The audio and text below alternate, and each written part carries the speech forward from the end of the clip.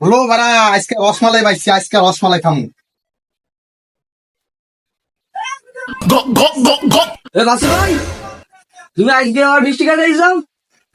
তোর ভাই কাছে গিয়া ক যে মাছি মিষ্টি খাইতে আছে, যা। আজকে তোমার খবর আছে, আজকে তোমার একদিন কি আমার 10 আজকে রসমালাই সবই খামু, তুই যা। আজকে আমার ভাই ডেকে না, তুই যা, যা, তুই তুমি যা। একদিন থেকে তুই যা, তুই যা, আরে যা।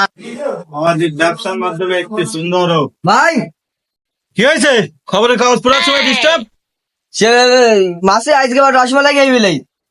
কি মাসির আজগিরা তো রসমালাই সব